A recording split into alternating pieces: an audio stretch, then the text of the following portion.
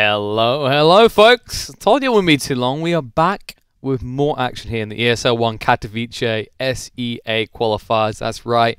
We have got more to resolve today. Of course, Kips, a tear in her eye. She needed a few moments to console herself as TNC are in the low bracket. Not out, but they're in the low bracket. I'm okay. You sure? Okay. Yeah. Because you have to... There is actually like 2/5 of my TNC as well as 2/5 of one of my Fnatic lineups. Okay, so some of my boys. She can be proud here. regardless. Because yes, that's right. We do have up next Detonators versus Lotac in a best of 3 in the upper bracket.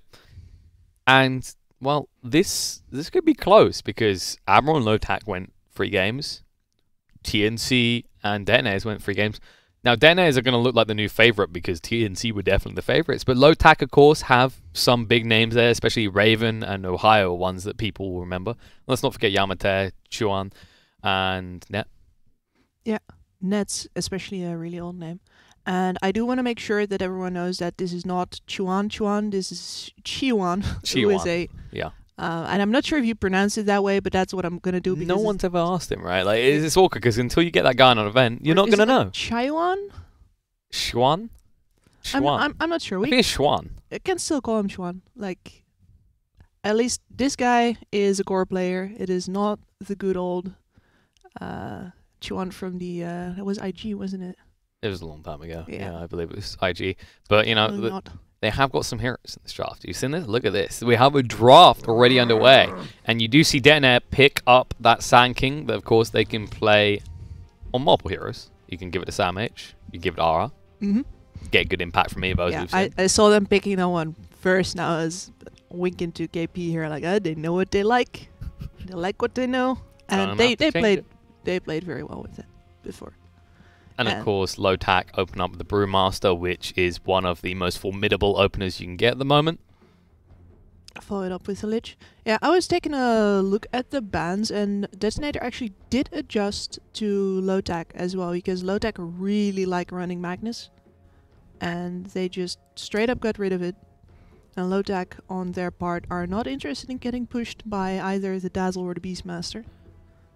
It's definitely a hero that a lot of teams have been banning at the moment, and there's been a lot of discussion about Magnus and how it's basically a free Battle Fury built into an ability that he can give over to any carry. Would he have wanted a free Battle Fury right about now? Most definitely. The Faceless Void 3rd pick coming out from Lotac, and they haven't got bad combos for it so far, with the Lich especially. Play a little bit of ping pong in that nice big bubble where they can't move. Yeah, I like this synergy and this mix of abilities that they've got going on. You get one more like traditional support with a little bit of lockdown, and then you're free to do whatever for the last pick. And for Detonator here, I think it's 5 position time, most likely. It seemed like it. Of course, you know, Sand King probably 4-3. What's left for you in the pool? Rubik's been banned, Dazzle is out as well, so you can't get these S-class Undying, Lich. There's actually a lot of possible supports banned out right now. Yeah, Undying, of course, did get a resurgence after the changes they made to his Flesh Golem. Now taking 7% of your current health, and also the health increase, most importantly. And Oracle will be the pick. Oracle's a very good Void counter pick. It is a hero that hasn't been doing too well in general, right? Like, this is a hero with a low win rate. It's a type of support that you have to change the way you play the game. Yes, it's an expert hero for sure. And I think boss 5 for Lotac is still Yamate. I believe so. And, well, I know from when I worked with Yamate that he still preferred these really, well, these core-like supports. He played position 4, Lina, Lashrak, that sort of stuff. Things that he could take over a game with, and Oracle is definitely not that. But in terms of here in the draft, it is a very good pick because, yeah, you can't die in Chrono as long as the Oracle is outside of it. You just can't. But yeah, no, it's definitely something that Detonators could use really well. Flies solo. Oh, yeah. We haven't seen too much of him. I think he was really showing himself off on the Lich. I haven't actually seen Fly solo. I was talking about Yamate before, but I have seen Fly solo on the Oracle. And then I guess, yeah, Yamate Lich. I was so focused on Yamate, man, because I am curious to see if he has adjusted from that.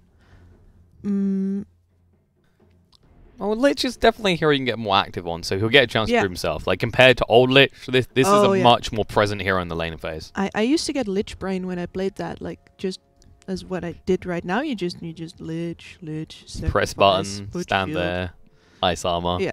Boring.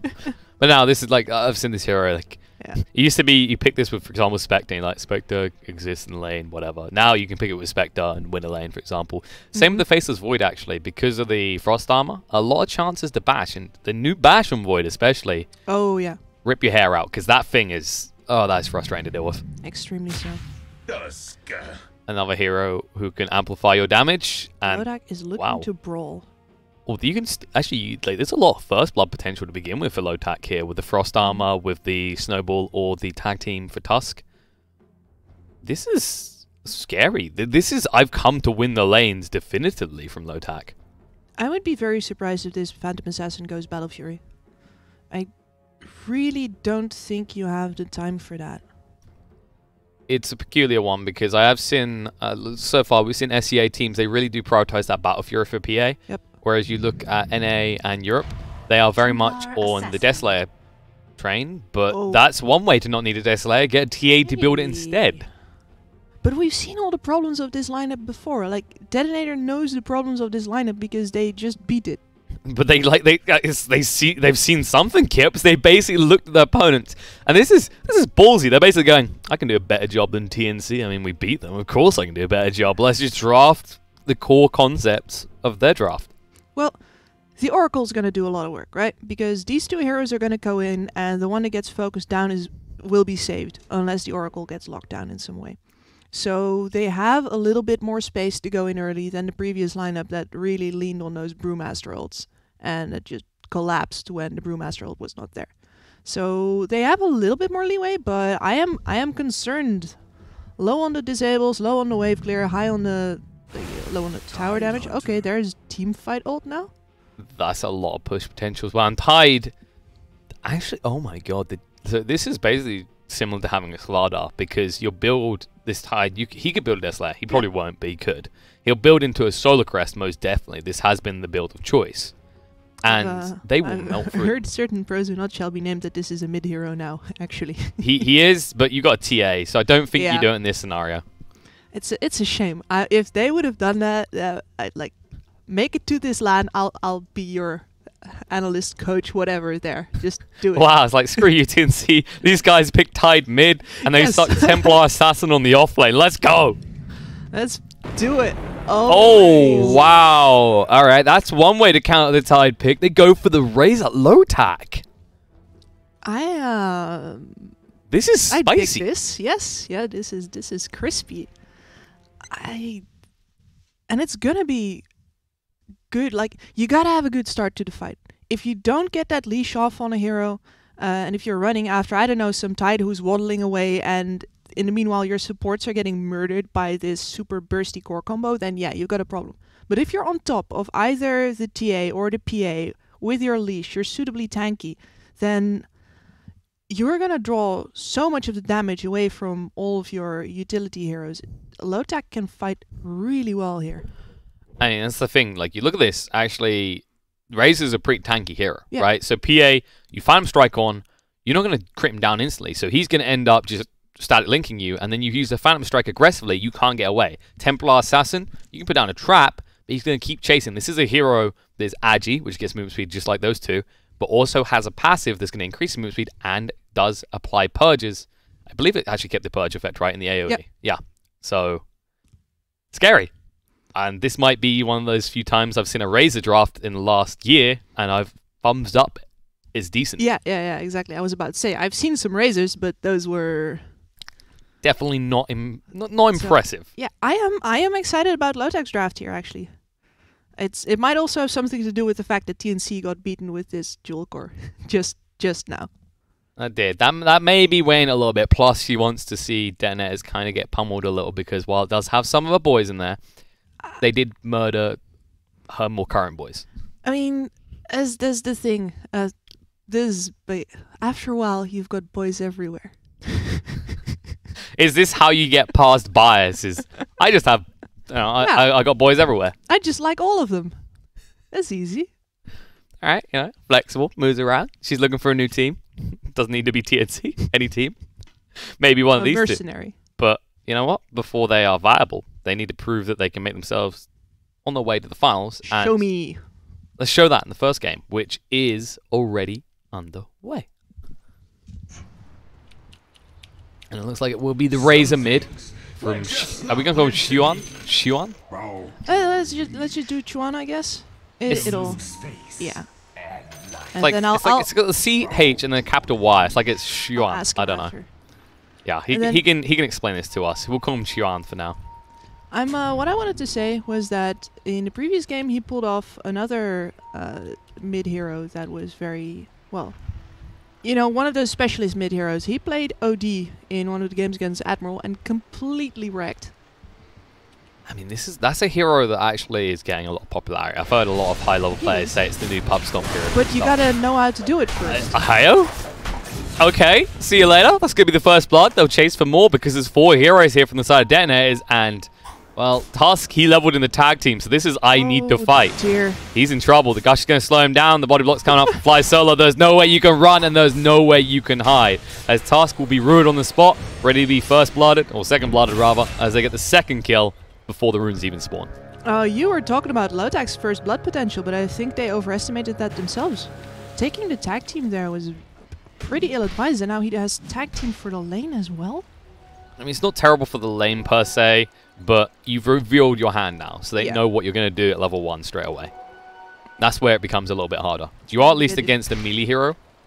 Well, it means that people can just go on you and say he can't trade. And this is a support tide.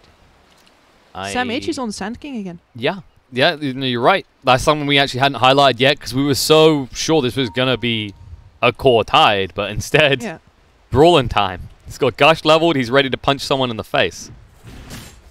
And it's going to be net, looks like it. Oh, yeah, there. Gush is there. This is all too familiar. They're going to move in right now. Root him on the spot. There's a lot of damage done. They go for the TP back to his tower, but I wonder if it was worth it at this stage as he's only got 150 HP. Yep, no salve. Ohio's now here alone. And finally, RR will move up to the top lane where Sam H is getting slightly pummeled. Sam H against Raven. Never thought I'd see the day. Tear in his eye. Did you see Sam H typing "I miss you" to Raven earlier? That's one way to poach a player. Not sure how his carry will feel about it, but yeah, Sam H not feeling good about this damage. We're talking about this combo, and once you get level 2 on Void, if you get a bash, you probably get a kill. Well, on the Sand King maybe, but this Tide is tanky. He's just standing there. Not super tanky though. Look at this. The damage takes. He made yeah, he's got no points to the Kraken Shell. Taking a lot of damage. Time Warp 4. They just need one bash. Not even that, actually. There it is. We'll get the kill. Sam H says, just shrugs, says, I don't know what you want from me. He actually doesn't have the Sandstorm. They get a bash here. He's in trouble. Frost Shield. I am very confused, but then again... New Lich. It's the new Lich. That's all you need to know. No, more like... Because it's clear that I didn't see the damage coming, and RR also didn't see the damage coming. We were both like, huh. This Tide is dying now. It's almost like Tide isn't actually that tanky without points in Kraken Shell. I guess so, yeah. Just a really fat HP pool and not much more. He's got a little bit of armor. He did have the start as well, but yeah, that damage just adds up pretty damn quickly. And well, Agi heroes are king right now, and with the new bash on Faceless Void, the time lock does a lot of damage if it procs just once. For me, there's been a lot of discussion on forums and on Twitter, and people have said, well, can we please quit it with all of the Agi carries? But for me, Agi carries are more, how do you say, they're a bit more cookie cutter. I'm getting cut up in the bot lane. You say it's cookie cutter, but yeah, like I think there is a valid issue here right now in in the Dota format, in that what agility does is a lot. You get armor, you get attack speed, and you get movement speed. I think it's maybe a little bit too much for one stat to have. Pretty much. I'd be in favor of Agi being more expensive than other stats. That alone would do a lot of work, I think. I think that's fair. Like, especially when you look at Wraith Bands, I think the fact they give attack speed, on top of the agility given attack speed, is where most people find issue. Yes. And the reason Tiny's build Wraith Bands. Lich, a little bit of trouble here. Luckily, they don't really have the burst to bring him down from full. That shield's so good against melee. It's so good in general. I mean, the range on it as well. Like, a decent amount of ranged heroes are going to get caught in that. What was I? Oh yeah, about the no. A lot of the the scaling melee heroes are more. I said before specialist tools, but something like a let's say Chaos Knight. I do think Sven needs buffs. There's no way around that. Yeah, but that's fair. Like that hero, something like a CK or a Bristleback. It's LC like, and they're all perfectly viable in the right situations. But it's more much more so you need to have a purpose for them, rather than just we pick a carry. If you feel like picking a carry, you better pick an edgy hero. There are plenty of those in the mid lane. As checking in on this so far, Razor has an XP lead and a very substantial CS lead over TA so far. Do you want to talk about it? Because I don't think Benno does. Yeah, I was about to say I think Benno will need some therapy after this. He's getting roughed up pretty hard. This is not a simple lane. This is a traumatic experience. And you can actually see Net being there. Look how defensive he has to play, because he doesn't know if he has the ice shards or not. He actually is just holding the point. He is. He's waiting for the opportunity. He says, I don't need to be bot right now, because Brewmaster's a hero that loves XP. The Sand King is apparently a hero that loves dying. Tydana had to do the Walk of Shame back to base, which meant he left this poor little Sand King cause all alone. And Sam H is question marking now. Seems appropriate here. Yamate, can he get the rune? Yes, he picks it up. Meanwhile on the bot, a little bit of brawl happening here. Tusk is pretty deep. He has got the tag team, but that's only a good aggressive. High moving across right now. Going to throw out the Cinder Brew. Can they do enough? Snowball, last second. Clap's going to be there, turning around. Want to fly solo, actually. They seem split on which target to go for. As a result, they can't renew the Cinder Brew. And Ohio will just have to TP away to the shrine, because he's out of mana. I really think that the confusion about which spell you had caused, especially Ohio there. Ohio didn't know what to do, because he didn't know what his partner was going to do. Snowball a different target, apparently, as they were a little bit split on what they wanted to do. I think they could have snowball dodged the Oracle pretty easily. And then you have a bit of a fight going there. Yeah, I think more than that, like, if they'd just both been on the Oracle, then you probably just at least get the return kill, because the Cinder Brew damage would have renewed. And instead, Ohio's been forced to level into that, which a lot of brews try and avoid even taking a point in that before, like, 7. Like, usually it's the last thing they want to level into. Yep. It's very situational, because you need the magic damage to keep proccing and renewing. Net is on a warding mission. He's got the courier now. He also just got the D-ward on the bot side. So, yeah, fly solo rewards on the other cliff. He wants to keep full control over this roaming, and he probably expects Net to be exactly where he is right now. Fly Solo has a DD. Have you not seen how strong Oracle is? With these it's trying to look for a Chorus Knight, maybe. But Chuan is not the first to move in on. They're going to try anyway. A room in the spot. If they got enough damage, they might be able to need to slow him down a little bit, but he moves too fast. Verify to make sure he's fine. Snowballing going to return a kill on R instead. And Benno, our refraction charges. He's going to be ran down here as well. The tag team doing a lot of damage. The Gaze drags him further on the tower.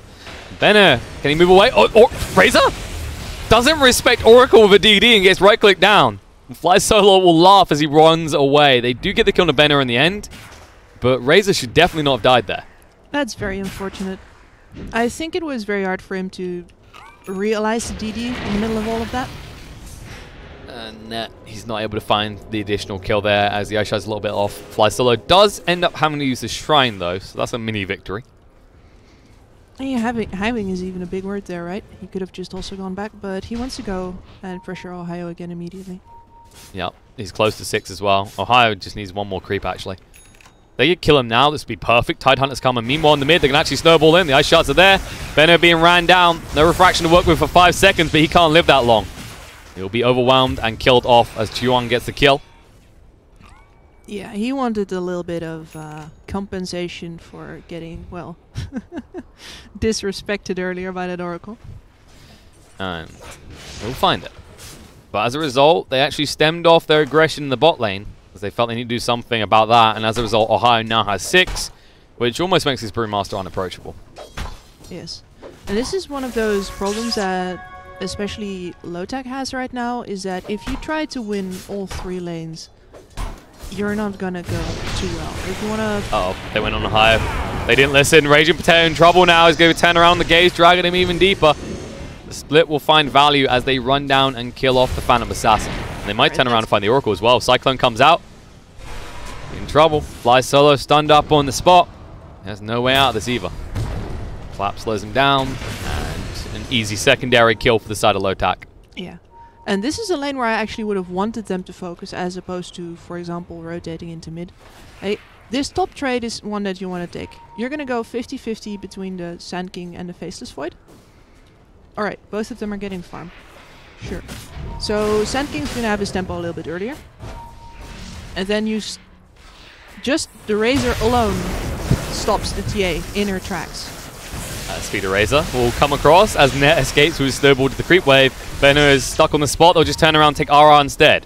Meanwhile, Brewmaster does fall in the bot lane. Now that he no longer has that split, they do not fear him at all. Yeah. So Yamate showing up mid, Net showing up mid again. I'd rather they disappear off the map or fake it a little bit, because while these kills for Chuan are useful, you'd much rather be stopping this PA, who has got a way better start than the PA we've seen in the previous series by Gabby. You have to kind of diversify your portfolio here, because you have to consider that Razor can shut down one person. That's the style of this hero. He's the anti-carry, but you've got two heavy physical heroes on the side of Detonators. Right now, as you said, PA is the one getting off to far too good of a start. Templar Assassin could potentially recover if you start stacking these Ancients as we're seeing now. Yeah, and you want to make use of the space that you create by, well, you've been pressuring this Templar Assassin, so the Tide comes in, the Oracle comes in. Excellent, Razor can deal with that if he doesn't, you know, die to a stray right click. And then in the meanwhile, you pressure the ever-loving heck out of this Phantom Assassin, who is topping CS right now. Yes. And looking pretty uncontested. Keeping up the Void, who has about 200 gold less. Raven can do a lot, but he's more limited on when he can do things around this Chrono. And I do hope he's gotten a little bit better at his Void, because last time around he had some, well, they weren't quite Lotus Spheres, but he had a hard time hitting like the optimal ones. Chronospheres aren't art anyway. Yeah, he just needs one primary target in this Dive type on of mid. game. They're going in pretty deep. They lead Sean. RR can't move away. The gaze controls him up. Yuan finds another kill. He's going to turn around, looking to move towards Sam H, but he's slowed down by the trap. Sam H does need to be careful though. He's going to stun through on the 2, looking to turn around this. Razor getting low. Will just burn up to this. Now the Chain Frost. Ping pong ball bouncing around, but not favorably. Sam H going to get low. Is he protected? Fly Solo will keep him alive. No one dying on the side of Detonators as they lose Razor. They lose their biggest buffer in this early mid game so far, Lotac. They might lose more. Gonna move in. They know there's no Chain Frost now. Snowball across Net, trying to buy time. Phantom Assassin trying to go ever deeper. Raging Potato. Can he find this though? Blood to try and buy some time. Bash has come out though. He's stuck in here. He needs some assistance. And now the Chrono committed. They can't protect him. In fact, they help out as Phantom Assassin can be ran down, looking to move away. Evasion is working out in her favor. Raging Potato will escape. Fly Solo won't be so lucky, but that, for a Chrono, you would take. You will take that most definitely. That is a really favorable exchange for Detonator. Chuan went so deep on that tier 1 mid. Just a little bit. It's not like, oh, the tier 1 was still, yeah, that was pretty deep. RR, this is not friendly territory, buddy. He's trying to move away right now. Sand King isn't even going to help him. He says you're done. Yeah, that is dead meat. Razor proving why he can deal with Tide in any format, any scenario. At least Ohio got the bot tower in the meanwhile. And now we have this same funny conflict that we saw on Detonator before, with both of their cores farming jungle and sort of clearing each other's camps. It's one way to stop someone else farming. It's just awkward when they both have the same idea. PA needs to show on the lane, and luckily for her, the Brewmaster went into the Vlads instead of the Blink. Less lucky for Ben-Hur, who is getting clapped. Yep, they got a sentry as well. Ben-Hur, no escape from this. The gaze drags him even deeper as the split comes out. He's under vision. They commit the Chain Frost just to ensure the kill without any complications. Moving across now, looking for more in the mid. Can they find anyone here, though? They might just secure the tower instead. Cyclone out to Sam H as he's under the sentry. Gonna move him right now. Stun. Will land on him. Left to protect the tower, but he can't stop all of them. He'll have to accept this going down. Actually, fly solo. This bold gonna go in for the kill to Ohio here. You are asking a lot though. Yeah, he still had the Drunken Brawl already as well. And with the Purge used, that's easy escape. And look at this difference. Look at the pulse force. They're both getting their time on the top lane. Net's level 7. RR just broke 6. It is a problem right now. Tide, I can kind of see why they want him and value him as a support here, but you're only getting Ravage value. He's too poor and too under level to be this frontliner that can just absorb everything. Yes, and this is something that, I mean, it's mostly something that I see in my pubs, obviously, but people think Sand King is a strength hero. He's tanky. He's a tank. He's a frontline core. No, he's not. Sand King wants to weave in and out. So right now, this lineup from Detonators has 3 heroes that want to weave in and out of the fights, and their frontline tank is, well, not bottom of the net worth chart, but really not far off. They're fixing the issue with Sand King though. We are seeing this ever-increasing popularity Crimson Guard build that should allow him to actually just sustain a lot better in the fights and start to be that frontliner with the new Sandstorm. But definitely not the Tide, who's being rolled onto right now. Walrus Punch controls him up, and the DD from Ohio ensures the kill. No chrono needed here, which is good for Raven. It means he can just keep on farming, getting ever close to that Battle Fury. Like, are people building that item on the hero because it's good on the hero, or because they pick the hero in a situation where he first needs that item in order to play like they wanted to? I think it's people kind of like diversifying the role of Sand King. I think this is like been a big thing for a lot of heroes at the moment is, well, Blink Dagger's always a good pickup. Do you need it as quickly? Right, like think Tide. People used to go for Tide, Blink Dagger really quickly and then realize it's not the best commitment. Less so for Sand King, because I get where you come from, like Bardic Strike, low cooldown. It's that type of thing you can utilize a lot. It's much like a puck or something that you actually already have your way out. What you need is a way in. And for a Tide, yeah, like you're gonna waddle one way, whether that's out or in. Definitely. Like, but the point is, when you're this far behind, you can't just waddle in. You can't do what you want. I mean, look at the pressure that's coming out from Net alone. This is a very scared Tide Hunter. They know he has Ravage, but they don't care how deep they go. They're going to turn around looking at Sam H. Now they have Vision. Barrier Strike will not protect him. He's slowed down too much. And now they'll just use him for free damage. They use the split to ensure no turnaround. Actually, Tide, no, he came forward. They get the Toria. So Dire do lose their Courier, but they'll get a kill on the Tide Hunter. So they'll be happy with that, as well as the tower as well. They can keep pushing for a tier 2 if they want to. Ohio is just dominating. And actually, Lich went down here. Raging Potato found himself a freebie. This is the level 2 coup de grace now. You actually have to respect the Phantom Assassin, the damage he puts out in net. That is not how you respect it. Snowball, TP coming in. They've got the chrono available.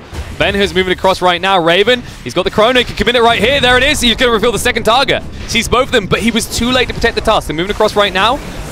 There's a static link coming out. Raging Potato has no escape plan, and neither does Ben-Hur as both of the assassins fall.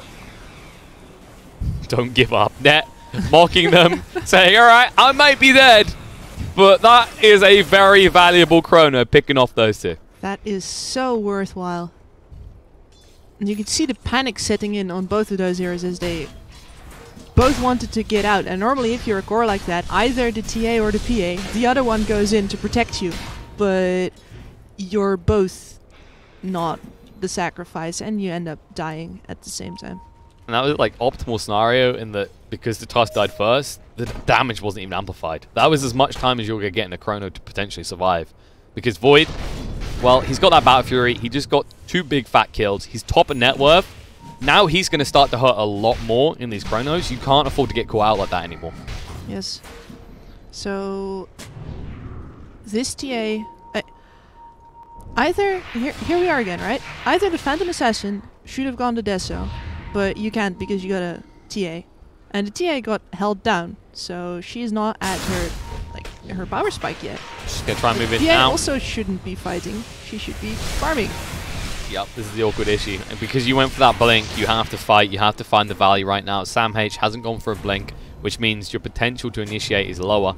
And now they're going to go into a Roche, where, yes, you got to pick off on the Tusk, but you don't have... with the Tide, they can kill it pretty fast. Yeah, but they should know. Lotac, They could try and move in right now. They are going to be outnumbered with this initiation. And Xion needs to be careful. Ravage committed, but the Frost Armor protecting him right now. Now that the Chain Frost coming out as well, doing a lot of damage. The Gaze drags him in. Raging Potato can't do anything. Protected by the Oracle Orb. Now Epicenter channeled up by Sam H, but Raven, he just tanks it all up, moves away. The buyback comes out from Razor. Split's been used by Ohio. Raging Potato identifying they need to finish the Roach right now, but he can't. Disarmed up. Going to move away. Net, snowball through. He's already ahead of the curve. He catches free with the Ice Shards. They're trying to move away. The Cyclone comes out. RR being chased onto. He has no easy escape right now. Benner's going to wait around so that he can actually Phantom Strike away when he comes down. But Fly Solo won't be so lucky. Will respond to control him up. Move it across. RR trying to give him a way out, but Raging Potato has been found again. Claps there. Chase through. Phantom Strike again. They are just cutting them out. Benner is making sure that his fellow assassins kept alive. Snowball through. He activates the shrine before pulling it away himself. Gives him another escape plan, but doesn't wait around enough as he knows it's too late. This time, Raging Potato will go down. Oh boy. I think that's what you call Ben-Hur trying to do everything possible to keep him alive, but in the end, it doesn't really matter. Just not enough. And beautiful use of the Gazer at the start by Yamate. He gets out alive too. That's the fantastic part, because he could have been blown up in 2 clicks there, but instead the confusion of the Chain Frost, of the Disable, was enough to let Chuan escape, regen up again, and when he came back in, it was just time to mop up all of the kills. And that's kind of the thing that we look at right now as Detonators. They just don't have the damage. You thought they'd be able to do the Roach quick enough, but it kind of shows, right? When a Razor charges in like that, knowing they're probably all in the pit, he's confident they don't have enough to bring him down, even with a Ravage, because, well, you haven't got a Desolator. You've got a PA that went for a Battle Fury. Yep. You have a TA that went for a Blink. You just don't have the damage to follow through. He's trying to follow through on Net right now. He's surrounded on all sides. He's going to buy some time to Snowball. He did at least get the rune, though. He'll die for the cause. Yeah, with the AoE God, that's not a really good idea. The runes are very important, but maybe not that important. I enjoy that Ohio, whenever his ult is off or on cooldown, sorry, he's on this bot lane, just farming. Like, guys, we're not doing anything today. I'm here, I farm, they can come get me or not, doesn't matter. I think it's interesting you bring him up as well, because he's a big highlight point right now, not just the way he's been playing the game, but his item choice, because he's got that Vlad's. There's no Vlads on the other side. The amount of damage and lifesteal gives you sustain so much. Another Chrono going down to RR. They'll take that kill because Ravage was then coming off cooldown. Now they can push him with that tier 2 without any threats out to him now. Dust reveal on Sam H. Going to Burrow Strike away. But they see everything and he is trapped here. He's put himself in quite the pickle. He has no way out. He will go down and they will push him for this tier 2. Raging Potato just trying to trade top, but well, Phantom Assassins do not push towers quickly. Meanwhile, we look away for a moment, you look back, Lotac have already taken and heading towards your high ground. Yep, everything's coming up Lotac right now. Oh, stocks invested right now because their value is about to spike. They will be able to actually get a full lane here by the looks of it. There's no way to contest them. They have the split available. You've got a Ravage, but your damage is still not there on the side of Detonators. They need the Ravage as initiation tool more than anything, whereas normally you'd see the Ravage being used as a counter initiation. Will go in on you, but they're the Lotac are not going to go in. They don't need to. They just like Rax. They're a bigger target. I know Tide is quite a big boy, but they just look at him and shrug. Like, we'll take this huge chunk of gold. As they get the melee Rax, the only one that really matters. They turn around. They'll go for the shrines next as well. What is Raging Potato doing? He's just trying to cut waves with Blur. You can't see him do it, which means he was technically never there. That's how it works. Well, not technically, but allegedly. You can't see him, so... Well, you probably know what's going on. But he's just trying to get as much gold as he can because he knows a fight is coming again soon. He is going towards that Manta next. Which, I mean, I can kind of respect where he's coming from. The BKB isn't going to save his life in these engagements, especially with Chronos. But an interesting diversification nonetheless. Split coming out. Ohio chasing on Raging Potato. He tries to the TP out, but he won't make it. He's in trouble now. They've got the Cyclone to work with. They actually catch the Tidehunter instead. Can they find the additional? They're looking onto it right now. Blur being used by Raging Potato to move away. Net is moving across, but he can't get close enough. They'll turn around. Trying for the TP out right now. Snowball. No! He makes his escape, and that is a split committed for nada. They'll find Oracle elsewhere, though. That was the first time I saw Ohio do something that was questionable. There is no way the PA is farming there on their own. Like, it shouldn't be. So it was a pretty opportunistic attempt. And even then, committing the tornado on the second hero when your backup is not there yet, just get the PA kill, man. It's cool. I think he's worried about the Ravage, but now they won't be as they get rid of RR here. They found him farming the jungle. Prices must be paid. Xuan exploits all the damage he can get out of this big fat Tide Hunter. I mean, if you get the Ravage down, you could push high ground after that, right? I think they're worried about the potential crits. Like, Phantom Assassin is one of those awkward variable heroes where it's like, you never can trust what you're seeing. I mean, maybe you're not even seeing it at all. Huh? Creep wave gone again. Drat. Sneaky, sneaky. They're moving in right now, though. Net, he's got a Blink Dagger. He can move forward, looking for this. Ice Shards connect. Raging Potato stuck here. Gonna turn around. Mana being used, but now the Snowball's there. No chance with the Phantom Strike. And Chain Frost will bounce out. The Manta used against her as Phantom Assassin is down for 65 seconds. There we go. So, pretty value shrine here for Lotac, and they move immediately. Yeah, they smoke up. They want to go on the aggression. Find more kills. They've got a DD on the Faceless Void, and Chrono's available as well. Oh, snap. If Detonator defend this tier 2, they're in trouble with the Chrono. They find Sam H. They're going to move him right now. The same with the Oracle. The False Promise is there, but now they're just leeching all the damage off him. Ruin him on the spot, making sure he can't move away. And if he does, the damage might just overwhelm him. Mahai moving in the clap right now. Sam H still healed up. On the side, though, Oracle does go down. The Gaze control up. Tide Hunter. No chance to Ravage as he goes down again. They'll turn around, finally look at that tier 2.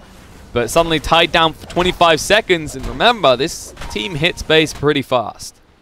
Oh yeah, and they don't even have an Aghanims on Xuan yet. He's going for PK. He just wants to be this unstoppable thing in the middle of the team fight. And he is quite on track.